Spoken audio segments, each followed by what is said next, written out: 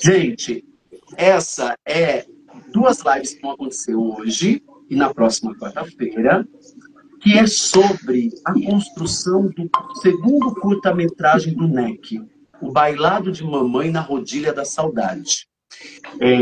Esse projeto ele está sendo, né, financiado e produzido com recursos do Fundo Nacional da Cultura, na Lei Complementar da Paulo Gustavo, Ministério da Cultura, pela Prefeitura do município de Maringá, da Secretaria de Cultura de Maringá. E, para construir esse roteiro, que é o nosso segundo curta, e que faz parte de uma trilogia, o primeiro foi o Quase Tudo Sobre Minha Avó, e agora esse será o Bailado de Mamãe na Rodilha da Saudade. Mas para chegar na produção do curta, precisa do roteiro. E justamente essas lives são, eu falo que é um pouco assim, abrir o processo, que depois a gente vai convidar vocês para realmente uma abertura de processo na sexta-feira, dia 27.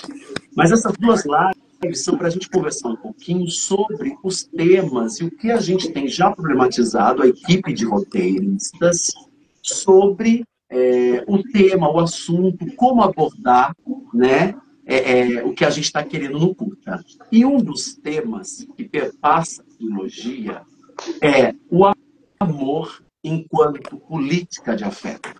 Pensar o amor numa dimensão mais expandida. Não somente o amor romântico, mas como esse amor, o ato de amar, o que isso causa em nós? O que está nessa jogatina do amor? Pensar o amor enquanto política mesmo. A Bell Hooks fala, né, do amor como ação, não só como sentimento, mas como ação na vida. Então é um pouco isso que a gente vai falar hoje. Estamos esperando a Madame Carrina chegar, porque nós três, eu, Milena, a Madame Carrina, Gui também, fazemos parte do núcleo, né, de roteiros, junto com Sabrina e Bruna, que estão entrando agora. Ela está aqui já, André, não sei se você viu. Quem? A Madame Carrina. Mas não está aparecendo para mim, só está aparecendo você. Mas não ficam 3 pessoas na tela? Eu achei que ficavam 1 até 4. Sim. Para mim está aparecendo certinho aqui 3. Gente, não sei se é alguma configuração no seu. Olha, eu vou fazer o seguinte então. Mas cadê a Madame Carrina? Fale, ela está falando? Tô aqui. Ju, eu não estou te vendo. Eu vou fazer o seguinte, gente. Eu vou dar uma saída e vou entrar de novo. Tá bem? Para ver se atualiza. Pode ser? Ok. Pode ser.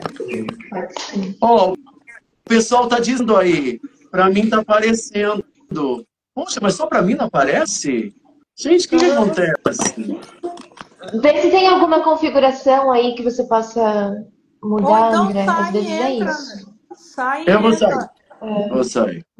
Ok. Eu vou passar batom, porque batom é um gancho. Beijo, fale um pouquinho também. Eu comprei um curso para fazer rios para o meu perfil, e aí você fica sabendo que tem uns ganchos. Então, passar batom é um gancho que chama público, chama a atenção do público. Aí cria retenção, né?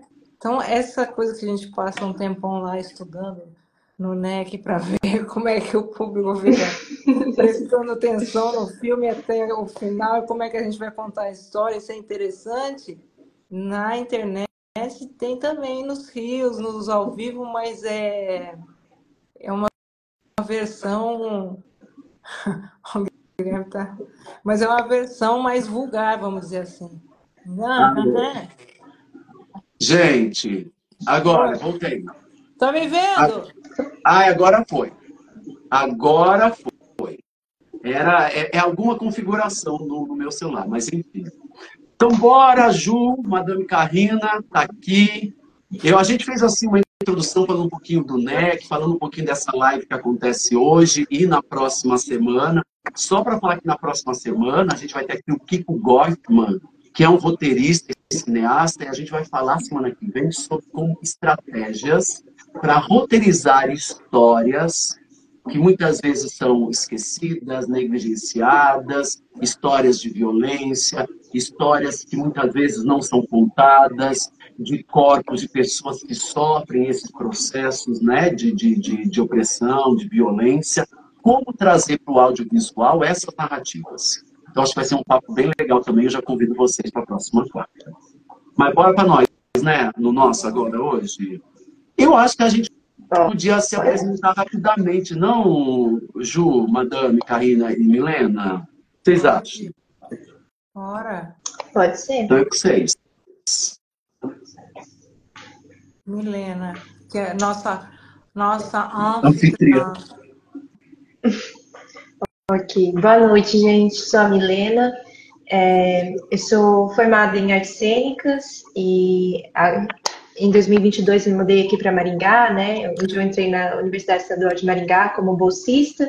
Conheci o André, que foi meu supervisor, e aí eu entrei no NEC também, principalmente atuando nessa área de produção, assessoria de imprensa.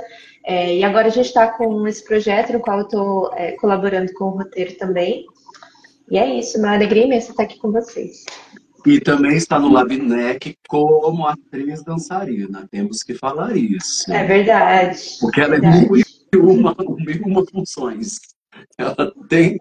Milena é maravilhosa, nos ajuda imensamente. Quer dizer, metade das coisas que estão feitas pelo NEC é porque Milena está aí produzindo, contribuindo, ajudando. Eu já falei, mas é bom sempre falar ao vivo, porque o reconhecimento é importante. É fundamental o teu trabalho. Obrigada, André. Ju, Eu sou atriz, como é que dizia a mãe de uma colega minha? Formada em atriz. Eu sou formada em atriz. Diretor, quem que era? Você lembra? Eu não lembro. Diretora. Sou diretora e agora estou me aventurando aí a fazer os roteiros, alguns roteiros junto ao NEC, tenho alguns trabalhos dramatúrgicos, mas e escrevi já roteiros, mas assim, nessa aventura mesmo de saber que vai ser filmado e estamos com essa aventura pelo NEC, né? Atualmente não, há 10 anos eu trabalho como oraculista profissional, bruxa, e estudante interessada e escrevo sobre essas relações entre a cena e o ato oracular, o ato mágico. É uma coisa assim histórica, né? Que os médiuns e magos têm um lado de magia também e de performance de palco. Já dizia a nossa querida Janete Claire em O Astro, já tem essa história que já é uma história repetida de muito tempo atrás, desde a Babilônia, né? Mas acredito que você, André, tenha pensado na minha participação aqui por conta dos atendimentos mágicos e espirituais que eu faço, que são predominantemente amorosos. E já pensando, antes de trabalhar com isso, já pensava nessa questão política dos afetos, né? Fiz um mestrado baseado nessa questão das relações dentro da academia, com o teatro, a ética do ensino do teatro e tal, e aí acabei trabalhando com isso e estou lidando nesse momento, por exemplo, hoje mesmo, que eu me lembro de cabeça, 4 ou 5 pessoas falando sobre questões amorosas, afetivas, e foram mais pessoas, e todo dia é assim, então acho que essa experiência aí que atrai ou que torna a minha presença relevante aqui nesse momento, né? Acho que é isso que... Eu acho que não só isso, mas também toda a sua trajetória. Eu e Madame Karina, uma parceria de longa data, né, de construção artística. Acho que também, né, cruzando essas coisas que você falou, né, de pensar a cena, a magia, os saberes oraculares, né? Isso faz parte muito sempre das discussões, de alguma forma, da cena, né? E cada Sim. vez mais. E com certeza, a sua experiência de anos, de centenas, milhares de atendimentos, sobretudo de pessoas em busca da coisa do amor. Antes de falar do amor, vou me apresentar também rapidinho. Sou André Rosa, sou coordenador do NEC, professor na universidade, atualmente eu sou diretor de cultura, como diz Madame Carina, formado em ator, mas trabalho muito nesse campo do teatro, da dança e da performance, também pesquisador dessa área, e eu acho que é isso, para a gente poder falar da coisa do amor. Porque o amor, na verdade, se vocês me permitirem, eu já vou lançar um negócio de uma pergunta. Pode ser? Pode? Porque a gente Pode. tem, pessoal, se reunido semanalmente para discutir o roteiro do curta-metragem, né? O Bailar de Mamãe na Rodilha da Saudade. E como o amor é uma das questões, eu diria assim, algumas facetas do amor que a gente vai abordar no curta, que está relacionado, né? Que a gente pode até conversar um pouquinho sobre isso, mas eu convido vocês mais no dia 27, lá na Toca, para mais especificamente do curta. Teve um dia, Madame Carina, eu vou falar Ju, Madame Carina, porque vai acabar acontecendo. Eu fiquei muito intrigado aquele dia que você falou, sabe o quê? Que às vezes a pessoa tem amor, mas o que a pessoa busca é romance. E eu acho que eu fiquei pensando muito nisso. Eu fiquei pensando muito em mim, nisso. Se Uhum. eu tenho buscado romance, ou se eu já tenho amor, e na verdade o que eu quero é romance. Eu acho que, não sei se é uma confusão, mas eu acho que a gente confunde muito, ou a gente mistura. E eu acho que, como você trouxe isso, aquele dia você falou, mas a gente não conversou muito, né? Mais assim, pormenorizadamente. Eu acho que seria uma boa assim, para a gente pensar. Essa coisa do romance e do amor. O que junta, o que não junta, como é isso? Pois é, né? Eu acho que. Eu acho não. O que eu vejo, o que eu tenho acompanhado e o que eu estudo para pensar essas coisas, e eu procuro pegar umas referências de gente verdadeira e não. Assim, amor é um sentimento, sim. Tá? Ele não é só um sentimento, mas ele também não é só uma ação. Né? E existe algo chamado amor que é um sentimento. Tá? Talvez isso que a Bell Hooks fale que é uma ação, que o amor é uma ação, na verdade é uma argumentação teórica e militante e retórica que ela faz para produzir uma mudança. Mas existe sim o amor como sentimento. Tem um livro que chama Amor 2.0, que é um livro muito legal, porque a mulher ela explica do ponto de vista da neurociência como que são produzidos todos os hormônios do amor no corpo da gente. E ela fala uma coisa que é muito que mexe com a cabeça da gente, que é o quê? O amor só pode ser produzido entre, no mínimo, duas pessoas. Existe amor de grupo, existe amor de pareja, de casal, existe amor por filho, existe. Mas, assim, essa coisa do amor próprio, que a gente gosta de ouvir, ler, falar e tal, ela pode existir, mas o nome dela não é amor. Porque amor é aquilo que eu sinto que libera no meu corpo determinados hormônios que causam um intenso bem-estar, que são ocitocina, endorfina, serotonina, principalmente ocitocina, que é o hormônio que é liberado quando a mãe amamenta a criança. E isso só acontece quando você está em contato com outros seres humanos ou com animais. Uhum.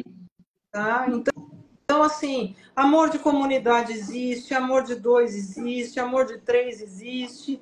amor de quatro, amor de filho, amor de vó, amor de mãe, amor de gato, mas não existe amar sozinho. Por exemplo, um ideal platônico sobre alguém, ele não a gente não pode falar em amor, porque o amor não acontece nesses momentos de solidão. Existe uma idealização romântica, por exemplo, mas amor em termos de liberação de hormônios e de sensação de bem-estar, não, é diferente. Tá? Agora, tem outros hormônios, tipo dopamina, né, que são ligados ao prazer e que são ligados a vícios e que são hormônios que têm muita correlação com a paixão,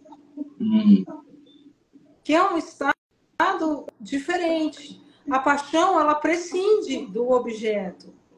A paixão, ela se satisfaz com o prazer da lembrança ou ela, na verdade, ela não se satisfaz, né, com o prazer da lembrança. A paixão não se satisfaz nunca. É insaciável. É insaciável. Eu lembro que houve um momento da minha vida, quando eu era bem jovem, que eu me apaixonei por uma pessoa e eu era tão apaixonada e eu me lembro da sensação de ter a pessoa assim perto de mim, dormindo junto comigo, e eu buscar a sensação, eu buscar internamente a sensação. Era uma pessoa bem inacessível que fazia aquele jogo de dá, não dá, dá, não dá, e eu estar com ele ao meu lado, pensando nele. Porque me dava muito mais prazer, na realidade, esse pensamento alimentado de ficar imaginando como seria se ele viesse, ele que nunca vinha, do que a real presença dessa pessoa ali ao meu lado. Que é diferente do amor, né? Agora, o amor tem a ver com tudo isso, mas o amor também tem a ver. Aquele dia eu falei, eu estava falando de um caso muito específico, porque eu acho que cada caso é um caso, mas eu vejo que o amor mesmo, de verdade, ele tem muito a ver com gentileza. Nesse sentido, eu concordo com o Bell Hooks. Sabe, o amor, ele tem a ver com atitude de responsabilidade. Ele tem a ver com gentileza, mas ele também tem a ver com segurança. Segurança não ligada à fidelidade, não é isso. Mas a segurança que eu tenho de estar com alguém que é alguém que não sou eu mesmo, que vai zelar pela minha vida, pela minha integridade física, psicológica, emocional. Então, eu acho que vivendo num país que a gente vive, que é um país um dos mais inseguros do mundo, com uma taxa altíssima de ansiedade, porque nunca se sabe o que vai acontecer. Né? A gente vive num país que nada é... Você não tem segurança de nada. Isso é estatístico. Se puser no Google aí, quem tiver aí no Beck, o Gui, quiser botar no Google aqui, da onde que o Brasil está no ranking de ansiedade no mundo? É o segundo colocado, o primeiro. Então, o que acontece? Como é que você conjuga a vivência do amor, que traz segurança, que traz um aconchego, que traz aquela ufa, que eu sei que eu descanso e não tenho dúvida disso, com as inseguranças cotidianas constantes e ininterruptas. E não é só uma coisa do mundo que a gente vive hoje, em que eu estou contigo e eu vou olhar mais 1.500 por aí que podem parecer melhores, porque eu tenho acesso à rede social e rede de namoro, de date online. Mas eu tenho uma insegurança geral instalada, e essa insegurança ela essencialmente antiética. Por quê? Porque a ética ela se constrói num espaço onde eu tenho segurança que as pessoas que eu amo não vão ser feridas, não vão perder a vida, não vão ser atacadas na rua, não vão ser feridas por arma de fogo, não vão ser mortas, não vão ficar em situação de risco, de miserabilidade. E aí você tem uma possibilidade né, essa segurança toda, ela também tem a ver com o amor. Então, o Brasil lidera o ranking aqui, tô falando. Aqui, ó, o Gui botou que lidera o ranking de mais ansiosos. E como é que você vai vivenciar o amor no país da ansiedade? Mas então, quando você coloca isso, tem que pensar em duas coisas.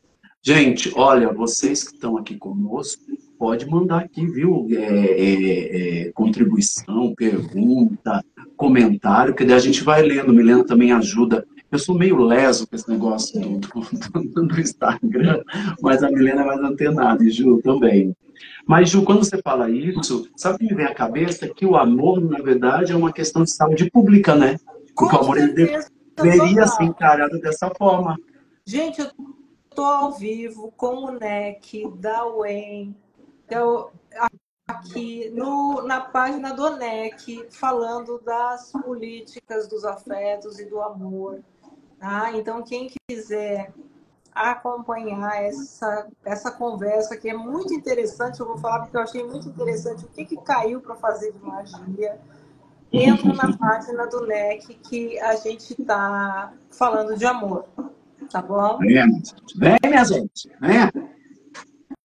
Dá magia pro... Mas, Ju, então, eu fiquei pensando nisso.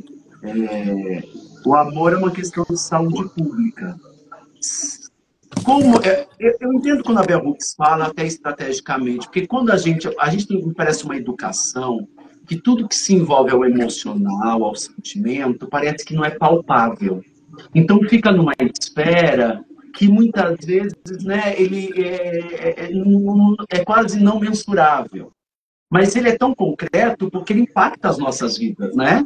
Como você falou, o amor impacta as nossas vidas, os nossos cotidianos, o dia a dia, porque inclusive fisicamente, por liberar uma questão de hormônio e tudo mais. Como é que a gente começa a ver essa questão do amor, ou também a questão da paixão, e as idealizações disso, falar que é diferente, de uma outra maneira? Eu estou falando isso por quê? Porque, gente, o curta-metragem que nós estamos, né, escrevendo tem a ver a história de uma mulher de 70 anos. Uma mulher de 70 anos, que ao comemorar os seus 70 anos, é a primeira vez que ela vai ter uma festa de aniversário. Porque ela nunca teve uma festa de aniversário. E nesse processo de se preparar para essa festa de aniversário, que ela vai ter pela primeira vez, ela começa a trazer várias histórias da vida dela. Histórias da juventude, histórias de amor, histórias de violência sobre esse amor, esses amores, de coisas não realizáveis, de frustrações, de uma série de universo, né, que essa personagem passa, mas que outras pessoas, todos nós de alguma forma passamos, ou já passamos, de alguma maneira ou de outra.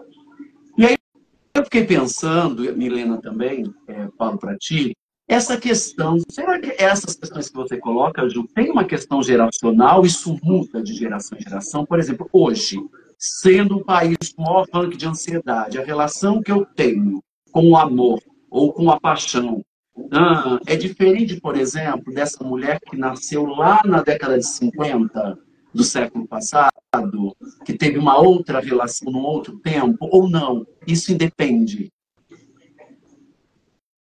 André, é tão complicado, né? Porque, assim, eu vejo que o amor, ele é uma questão muito... Apesar de haver sim, existe algo que é o sentimento amoroso, que produz essas sensações de bem-estar, aconchego e segurança nas pessoas. Isso existe, né? Mas a maneira como o amor é visto, o que se espera dele, como ele é construído, como ele é conquistado, como que ele é mantido, muda de tempos em tempos, muda. Por outro lado, por exemplo, no meu ofício, que envolve fazer magias amorosas, e estudando, eu vejo que existem magias amorosas. A primeira magia de amor, ela que se tem notícia, ela é uma magia babilônica, né? Ela é uma magia de coisa de 2000 anos antes de Cristo, que é o que tem esse registro escrito dessa magia, tá? Os romanos faziam muita, mas muita magia de amor, muita. E os romanos, eles faziam umas plaquinhas de chumbo com o nome da pessoa que eles queriam amarrar na De magia de chumbo? amor. De chumbo. Que maravilha! E eles jogavam dentro de covas. Eles escolhiam o tipo do defunto e jogavam a placa de chumbo com o nome da pessoa e o pedido dentro de uma tumba, tá? Se fosse para vencer alguém, era na tumba de um soldado. Se fosse uma coisa, por exemplo, uma amarração amorosa que existe desde sempre, com bonecas, com pedaços de cabelo, e essas que os romanos faziam, por exemplo, com pedaços de placas de chumbo, que existia gente que vivia de confeccionar placa de chumbo, jogava dentro de uma cova, de uma prostituta, de uma mulher muito bonita, de algum ente que pudesse ajudar a fazer a coisa acontecer. Muitos registros são de homens fazendo feitiços porque querem mulheres, tá? Eu ouço muito uma pergunta que é assim: a maioria dos clientes que você tem é mulher, né? Homem não procura teu serviço.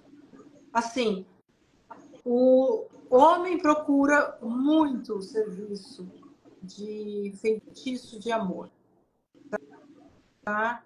O homem, ele sofre muito por amor. Se você abrir uma banca, né, um comércio de magia amorosa sem direcionar o teu público, você vai ver que aparece homem e mulher, tanto homem como mulher. O que muda é o perfil do sacerdote, o perfil de identificação entre o sacerdote e o público, tá? O homem procura sim. Só que o que o homem procura? Hoje em dia, tá? Dentro da minha experiência, o homem procura muito, e isso tem registro histórico disso. Quando ele deseja sexualmente uma mulher impossível, ele procura a magia para poder fazer aquilo acontecer. Quando ele deseja que a mulher dele realize uma fantasia que ele não consegue fazer com que ela realize, ele procura um sacerdote para fazer aquilo acontecer. E o homem que é abandonado pela mulher por um outro homem e que ele diz, o discurso do homem é: eu perdi a minha família. É muito raro, isso é raro. Isso é raro e eu acho que aí a gente começa a chegar em alguma conversa sobre o que você deseja conversar.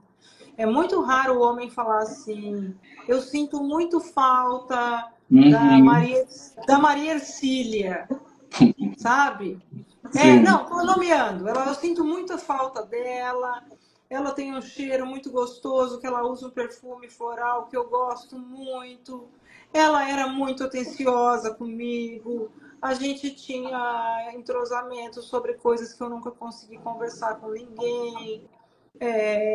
Quando eu broxava, ela era compreensiva.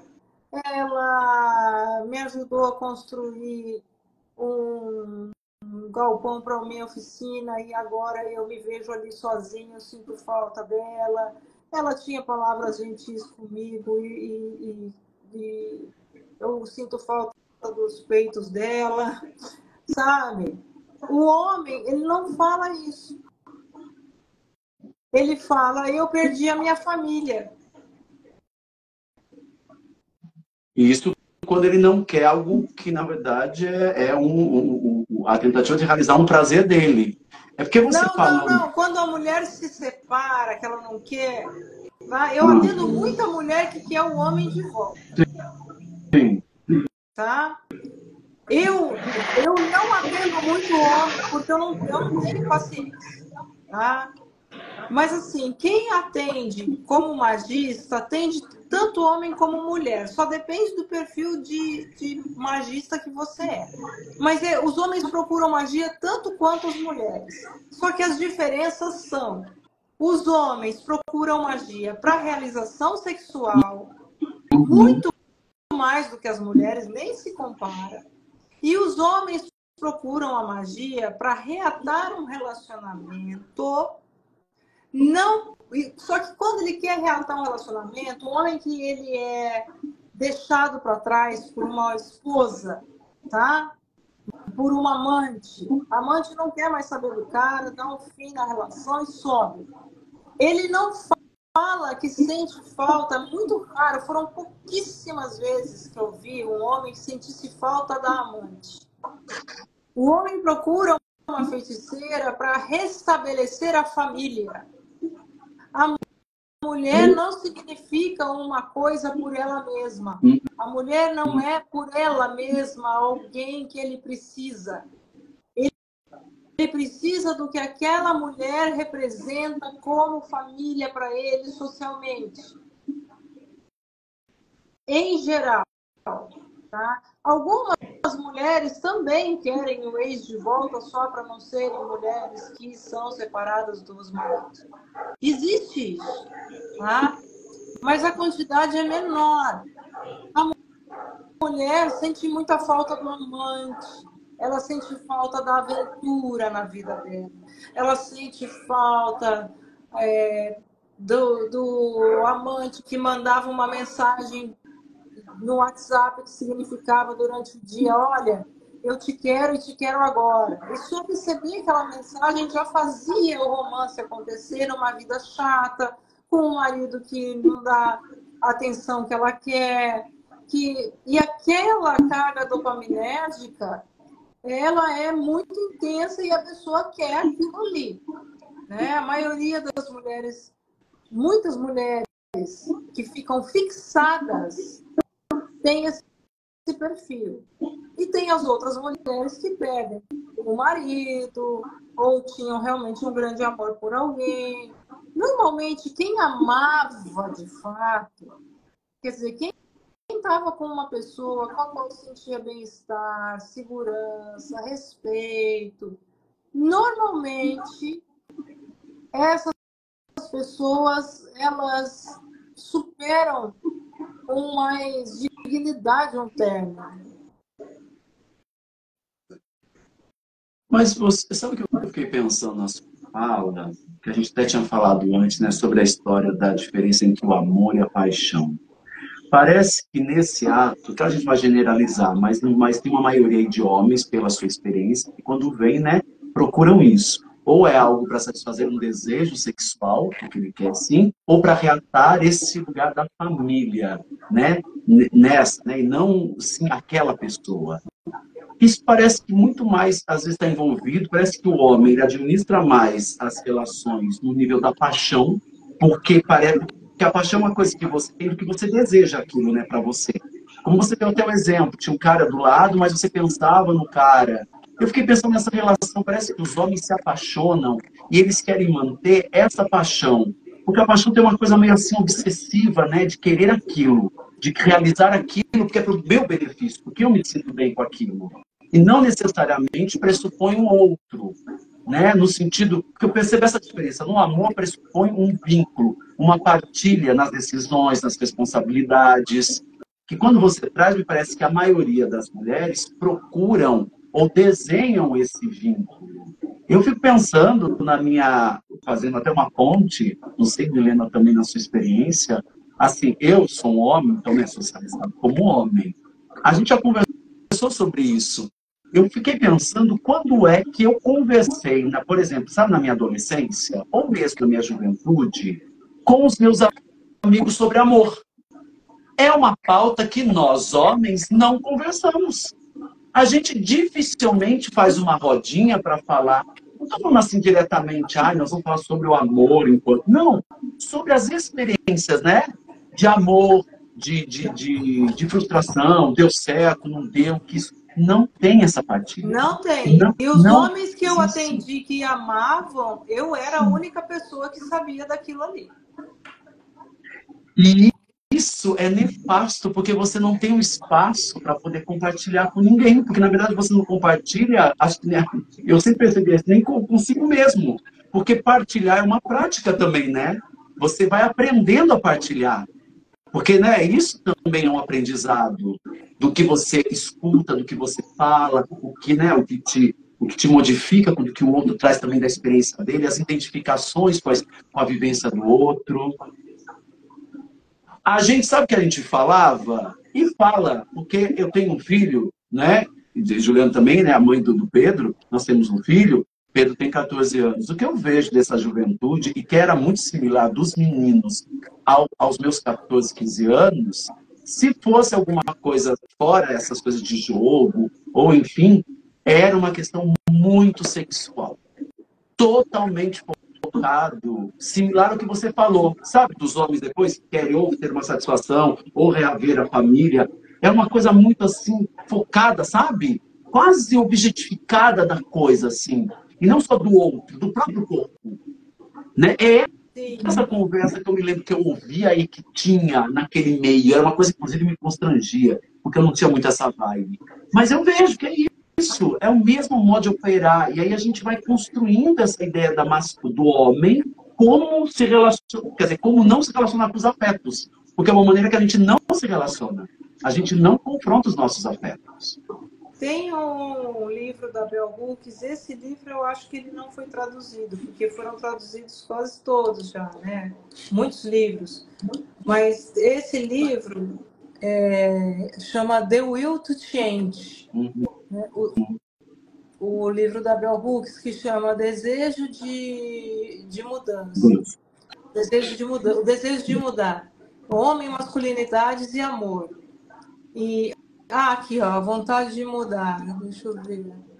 Parece que tem já. Não, sorry. The Will to Change. Vontade de mudar. Um livro de Bell Hooks. Eu não sei se existe esse livro em português. Deixa eu ver. Não. Só acho aqui mesmo The Will to Change. E nesse livro ela fala sobre essa questão especificamente do amor, da masculinidade, de todos os amores tóxicos que ela teve na vida dela, de quanto que o pai dela foi tóxico e quanto que ela percebe que isso não era diferente dos outros homens, mas ao mesmo tempo o quanto que realmente pode ser diferente. E ela fala da pedagogia do feminismo, que ela tem uma opinião que é até polêmica entre as feministas, assim, porque ela fala que nós, feministas, temos sim como papel educar afetivamente os homens, porque não adianta a gente falar, não sou obrigada. Você pode falar isso, mas é você que vai ter que fazer esse serviço, infelizmente. É o que ela acha, né? Eu tendo a concordar com ela, assim. Mas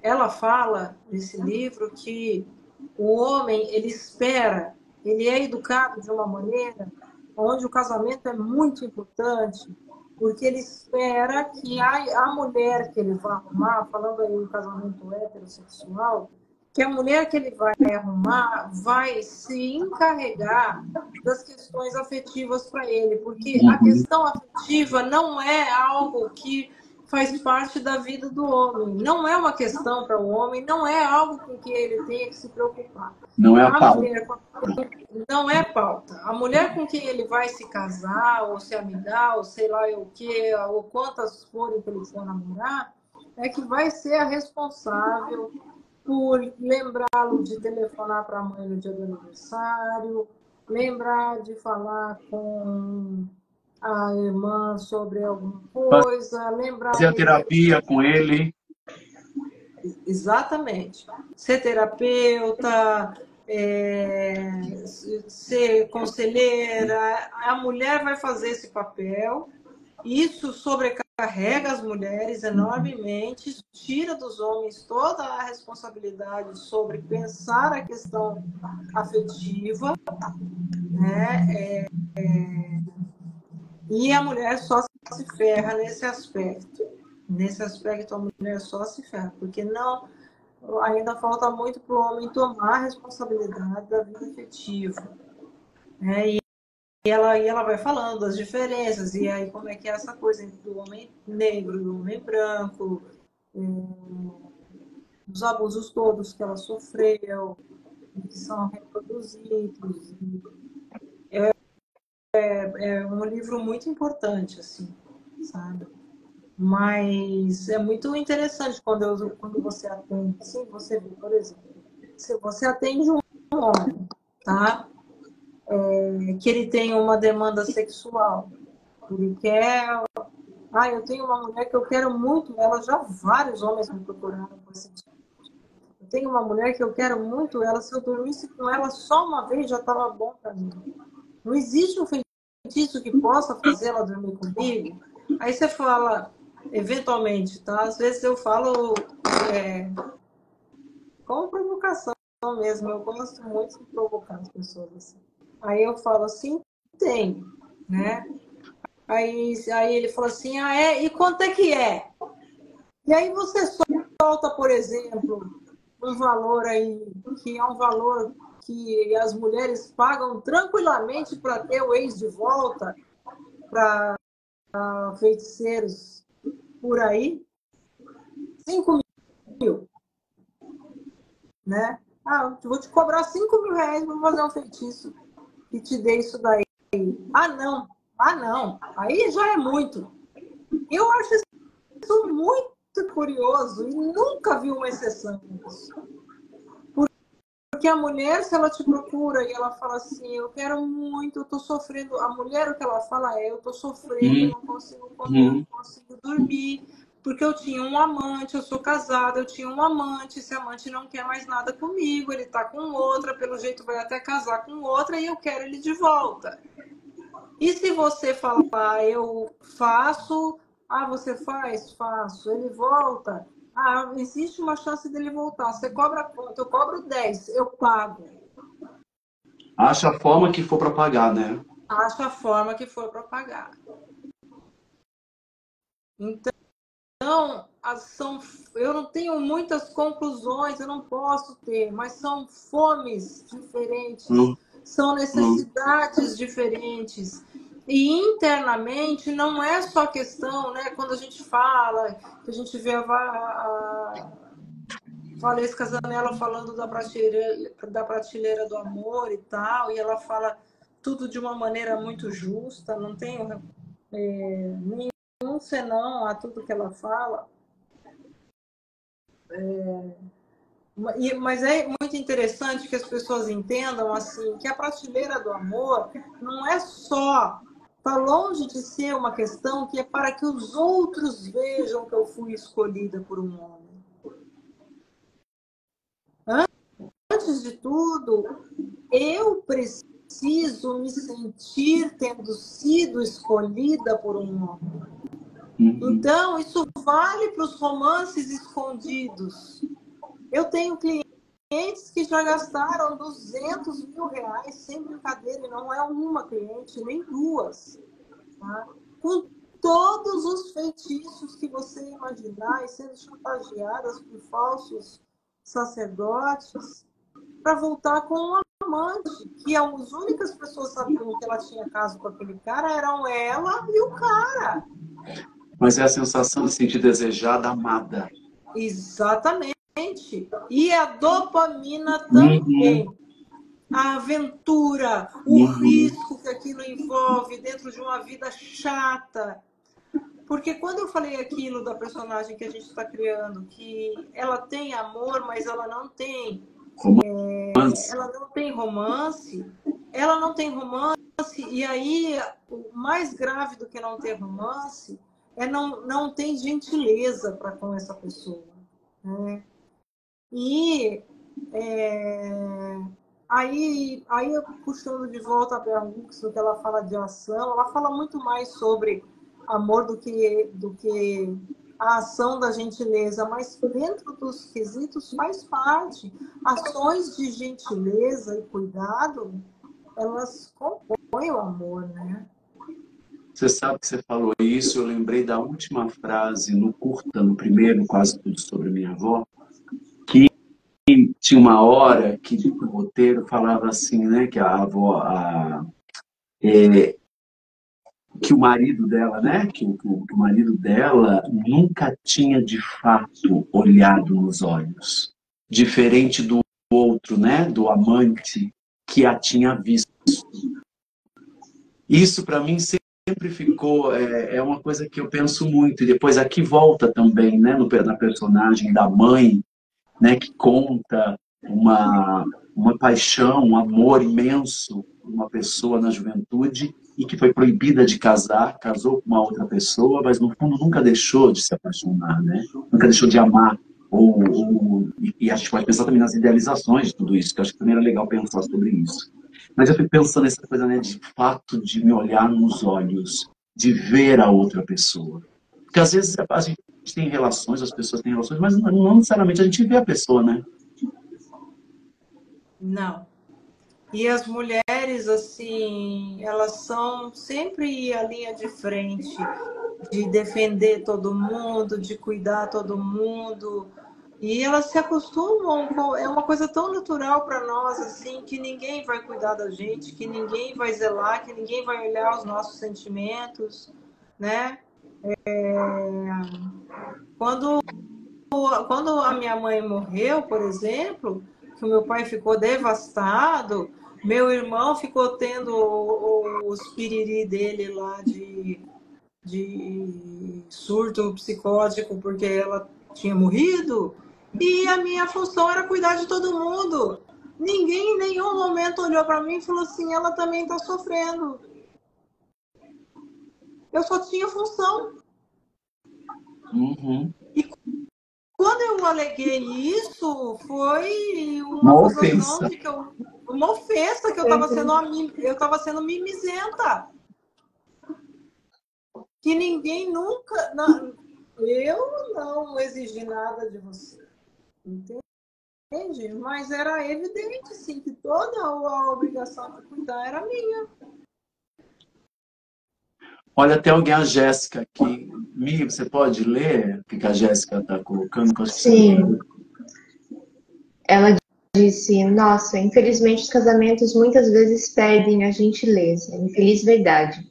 E muitas vezes nos separamos amando, mas pelo cansaço da grosseria da rotina e perdemos uma vida. Você sabia que Jéssica falou isso? Eu lembro imediatamente da minha mãe. Porque e também como naturaliza isso, né? Como as mulheres vão naturalizando, porque há um processo também de autorregulação, né, Ju e Milena? Não sei se vocês percebem, porque minha mãe, uma vez eu conversando com ela, eu falei isso, mãe, você não tem que fazer tudo isso, porque minha mãe continua fazendo as coisas como ela fazia quando a gente era criança, entendeu? Como se fosse todas as vezes, com todas as. Eu falei, mãe, não há necessidade de fazer tudo, não é a necessidade. E ela, na verdade, ao mesmo tempo que eu sei que ela pensou sobre isso, mas ela ficou também indignada. Porque ela falou assim, tá tirando de mim, como se assim, deixar de fazer tirasse a principal função dela. Entende?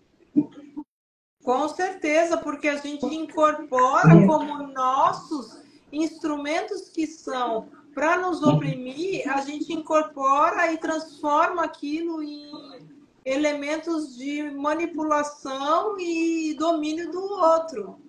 Né? Igual uma amiga que eu tinha que o avô perguntava para a avó, quando tinha comida servia comida na mesa, o avô perguntava para a avó: fulana, eu gosto disso? Olha, cara. Né? Então, assim, tem um lado dele se aproveitar dessa dependência, tem um lado dela se aproveitar da dependência dele, e tem um lado da sobrecarga que essa dependência gera. Né? Mas a gente tem o dom, politicamente falando, de transformar uma situação fodida que nos oprime em algo do que a gente pode usufruir para também se transformar num opressor, né? Ou em pelo menos alguém útil. Até porque se você vai ter que quebrar um monte de outras amarras se você não for mais essa pessoa útil para isso. Sim. Jéssica, acho que botou mais alguma coisa, Minha, você pode? Ela disse, eis um caso aqui. Eu me separei, mas foi a maior dor que até hoje bate. Acho que é só isso. Não tem continuação aqui. Que ela falou de cima, perdemos uma vida, né? E falando da relação, né? Disso de subserviência ou de... Eu fico me perguntando por que bate tanto a dor da separação. Por que é que bate? O que eu vejo, Jéssica, me perdoe, não leve para o lado pessoal, não conheço a sua história, mas o que eu vejo é que não são os adereços que vêm junto com aquilo, não é a separação em si, a pessoa em si, as coisas boas do dia a dia, que era uma maravilha e que a gente sente muita falta. Tem muito mais a questão. Eu ouço, por exemplo, eu estou acompanhando uma pessoa agora, que é uma pessoa que se separou e que quer ter um novo amor e tal. Ela não teve jeito, ela teve que aceitar, porque o ex-marido não quer de volta e ela queria de volta. E quando eu converso com ela, assim, faz um tempo já que a gente está junto, revendo tudo isso e tal, e mesmo assim ela ainda fala. Teve o fracasso, né? Ela fala desse fracasso com uma naturalidade, assim, porque o casamento fracassou, um casamento de mais de 20 anos. E aí não tem como a gente não cair num lugar comum de perguntar como que um casamento de 20 anos fracassou. Um casamento de 20 anos é um casamento que deu certo. Sim. Um casamento de 2 anos, ele é um casamento que deu certo. Mas é que fica na cabeça aquela história. Até a morte que nos separe, tem que ser para a vida toda, e tem que ser ótimo, maravilhoso, porque parece que eu sou responsável se não ser bom, se a coisa não ser para a vida toda. Parece que fica assim na cabeça. E a nossa personagem vive um casamento de mais de 20 anos que não deu certo, né? Não, quase 50. 50 anos. Quer dizer, deu certo sob que ponto de vista que deu certo? Por alguns pontos de vista deu certo. O personagem formou família, tem filhos que ama, tem netos, construiu um patrimônio, mas pelo lado do ponto de vista afetivo, de viver o romance, de viver a gentileza, não deu certo. E ali é muito triste naquele personagem que você criou, porque é uma impossibilidade total. Por quê? Porque é uma impossibilidade dentro do casamento, eu digo, né? Não fora. Porque é uma impossibilidade que ela se debate, ela se depara com o outro. Quer dizer, não é algo que dependa só dela para mudar. Que é uma falácia também. Depende do outro. E o outro que está no jogo desse casamento não vai mudar isso. E às vezes a gente fica... E o personagem faz isso, e eu me lembrei de uma amiga até do Rio Grande do Sul, que a gente fica, e ela falava isso pra mim, eu achava muito doido. Ela falou assim, Sabe aquela coisa que você já percebeu que não vai dar? A pessoa não vai mudar. Porque é isso, depende das duas pessoas. Mas a pessoa continua junto porque tem ali acha que tem, sabe, um fiasco de possibilidade de mudar a outra. Ou que vai mudar. E aí passa anos, anos, e a coisa continua na mesma. André, Sim. você sabe É que uma história de alguém. Fala. Desculpa. Não, eu tava falando que é uma história de alguém que foi se acostumando, né, com a situação, o que é muito triste. Até você falando sobre essa esperança de mudar alguma coisa, a esperança é um afeto triste, né? Não é algo que aumenta a potência de agir de uma pessoa, né? É algo que entristece. E eu vejo assim, os modelos que essa pessoa, esse personagem tem, são modelos que também já prepararam a mente dela para suportar aquilo ali, né? Porque o Uhum. modelo de casamento que ela tem é um modelo que já preparou ela para suportar aquilo ali. Tem um modelo social que já deixa ela na forma. Sim. E quando ela pensa quando a gente dá alternativas ou pensa, né, e se esse personagem fizesse assim ou fizesse assado, o personagem não aceita, porque ele está muito dentro daquele... E a responsabilidade pela vida dos outros que estão em volta é muito maior do que a vontade de viver. Eu conheço uma pessoa real que tem a mesma idade, que não é casada, que tem um amor platônico igual ao personagem, que é um amor platônico que vem desde antes do primeiro casamento, que é um casamento que terminou, mas se preserva aquele... A gente chama de amor, né? Mas eu comecei essa live falando que não era amor, mas assim, se preserva aquele ideal romântico e a pessoa não vai deixar de fazer a função social de cuidar dos filhos e dos netos e da mãe velha e de todo mundo que está em volta, jamais para viver algo concreto. Esse ideal romântico é alimentado pela outra parte através de mensagens, de encontros furtivos que não levam a nada, que é um cruzar de olhos, uma coisa assim. E a vida de obrigação concreta de estar cuidando de todo mundo, de 2 cachorros, de netos, de 2 filhos que já estão com a vida deles toda resolvida, mas tudo isso pesa muito e não dá para simplesmente largar. E em atendimento, essa mulher falou para mim, meu sonho era ir morar num trailer e rodar o Brasil inteiro. E ela pode. Sim, mas ela não vai. Ela não. Agora, e você falando nisso, eu me lembrei que o personagem tem isso, que talvez o único vislumbre que pudesse arremessar para um outro lugar, né, talvez uma experiência, se houvesse a morte. A morte como esse limite, né? Que assim, de poder daí se dar a liberdade, mas que também não é garantia, mas que pode daí vislumbrar um pouco a possibilidade de vivenciar algo, ou de fazer, ou não retribuir toda essa demanda social, né? Que, por exemplo, o personagem vê que tem que responder. Porque não só dela em relação aos filhos, ao marido, mas também de fora, né? Dos vizinhos, do contexto que está. E aí parece que a morte viria, no caso que eu estou falando, a morte do companheiro, como uma possibilidade de libertação.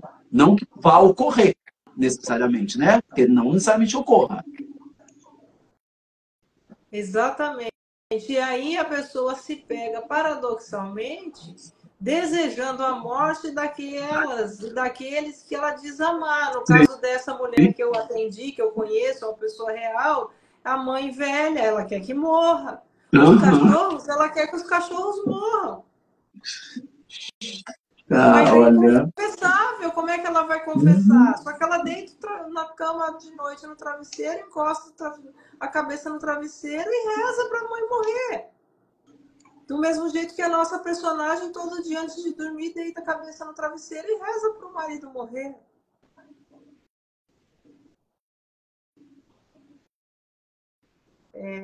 Olha, eu não sei, me veio tanta coisa.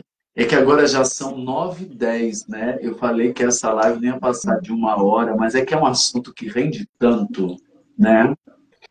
E é Eu acho que louco que as duas pessoas têm o tal do amor platônico. E você sabe o que saiu para eu fazer de magia coletiva hoje? Trazer alguém de volta para sua vida.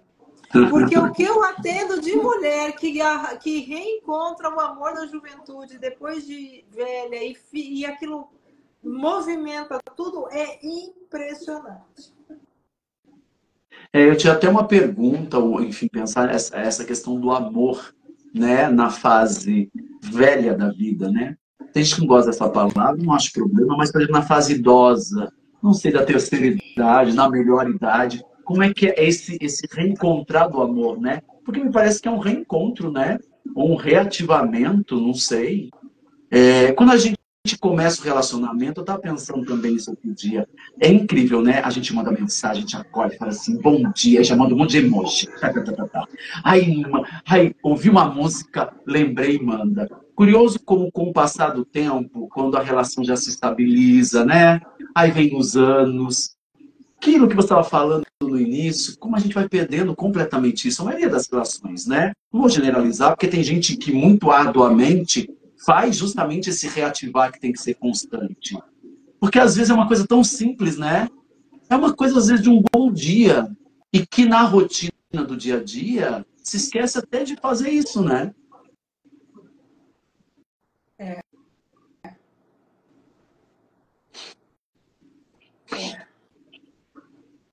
E aí, o que a gente vai... Não sei. Tem mais algo? Milena, tem algo que você queria trazer? Porque eu estou pensando, para também não ficar uma live tão Acho que grande, né? é isso. Tem mais alguma coisa, Ju? Me veio muito, teve uma frase que me veio quando eu estava pensando na nossa conversa, que é uma frase usada muito alguns sistemas religiosos e até espirituais, que é amar ao outro como a si mesmo, né? Não é essa a premissa do amar ao outro como a si mesmo?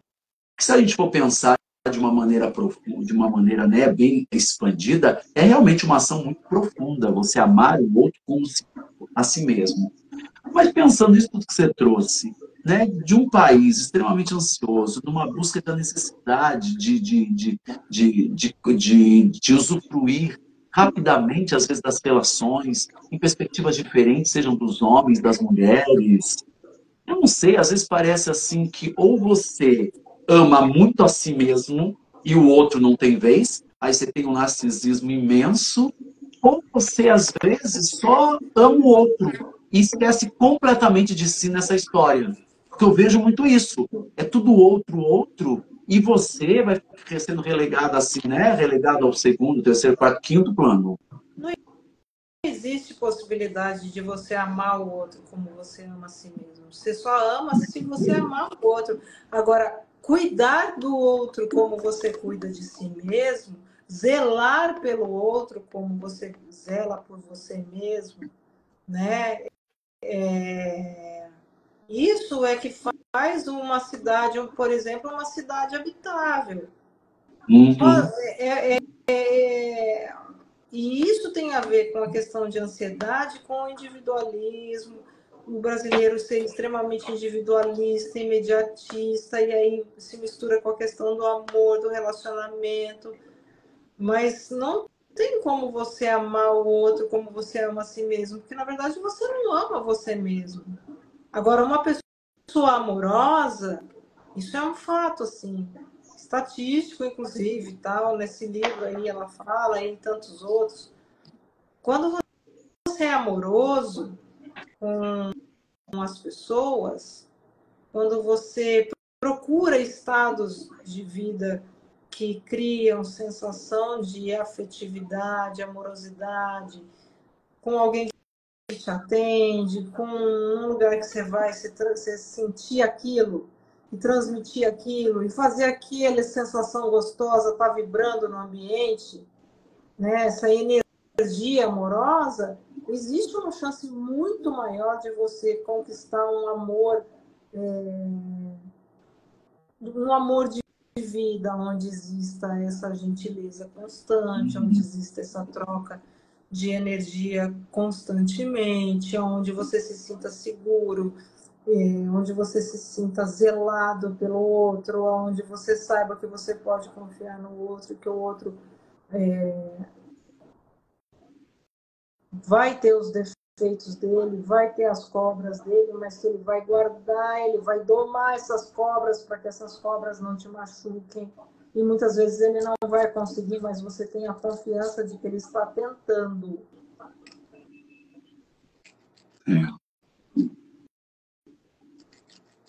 Agora, os papéis são diferentes, né? Nessa relação com o amor. Os papéis das mulheres são diferentes dos papéis masculinos. Assim. E, paradoxalmente, isso é uma coisa que é importante as pessoas saberem, e principalmente as mulheres saberem, e a gente tem que pensar e discutir isso. A maior quantidade de pessoas que se suicidam são homens. E a maior quantidade de homens que se suicidam são os homens entre 45 e 65 anos que se divorciam.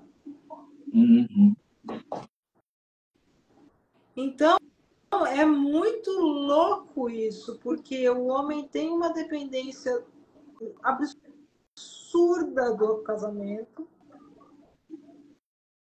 né? O feminicídio, lógico que o feminicídio acontece porque o homem não considera a mulher uma coisa dele, é uma extensão dele, então ele mata, porque sendo uma extensão dele, ele tem direito de dispor do jeito que ele quer. E o desespero que vem quando a mulher quer se separar, que o homem é dependente do casamento, ele é dependente da mulher ao extremo.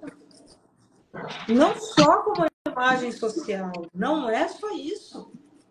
Né? Eu fico imaginando... De vida, para viver. Para viver.